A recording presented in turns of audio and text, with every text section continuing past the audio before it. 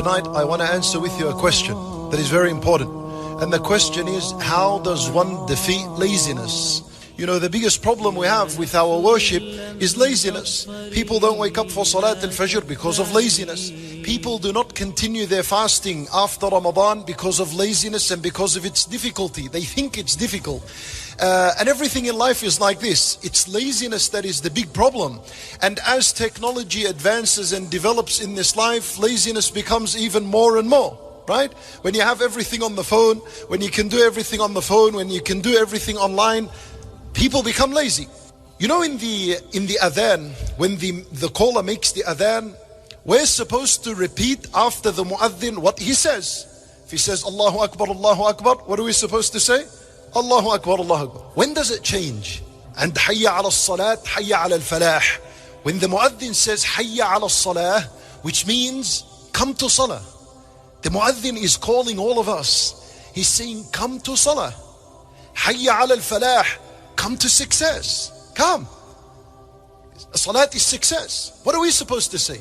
We don't say Hayya ala salat. He's calling us to salat. We don't say Hayya ala salat. We say La hawla wa la quwwata illa billah. You know why? I'll tell you why. La hawla means I have no ability. I have no will. It's as though you're saying, he's telling you come to salat.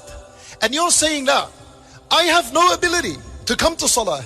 La hawl. I have no way to come to salah. Wa la quwwah. And I have no strength and no ability to come to salat whatsoever. Illa billah. Except if Allah was to give me permission. And you repeat this again when he says Hayya ala al-falah.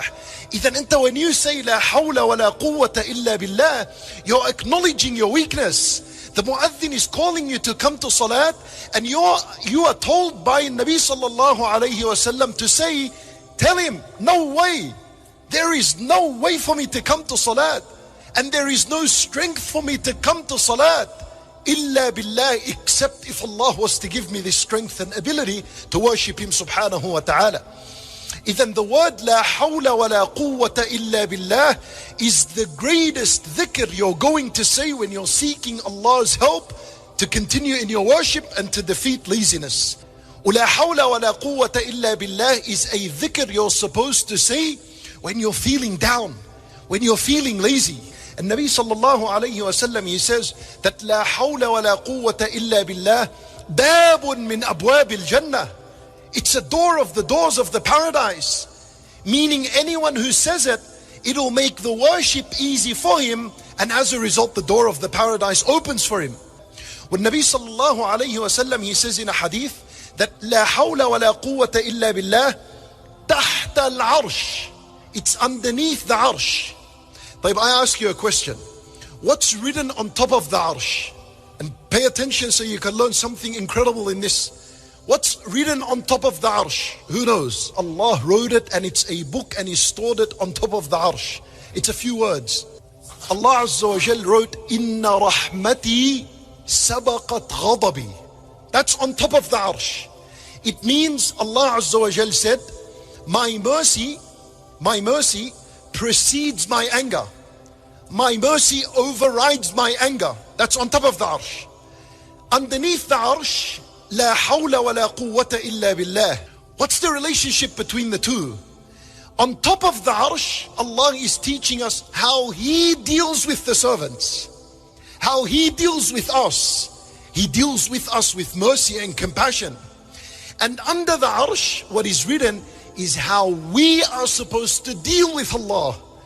And that is that we cannot do anything except with Allah subhanahu wa ta'ala's help and aid and support. Defeating laziness doesn't have anything to do with physical ability. I'll prove it to you. You have a 20-year-old. He can't get up for Salat al-Fajr. He can't do anything of the worship. You have a 95-year-old. He's praying on time, Salat al-Jama'ah. He's fasting. He's making dhikr. What was the difference? Was the difference in body strength? No, it wasn't. It was here, and it was here. That's where it was. You might have two 20-year-olds. How come one worships, one doesn't worship? Because one, Allah Azza wa Jal gave him the ability, gave him the strength of the heart to worship. And the other, wasn't given any strength of the heart. Understand, bottom line, that the lesson, the idea of the lesson is to increase your heart in the understanding that you are supposed to ask Allah subhanahu wa ta'ala to give you aid and help in worshipping Him subhanahu wa ta'ala. And this is the entire life. That's what it's all about. It's all about who's going to continue to worship Allah until the last day.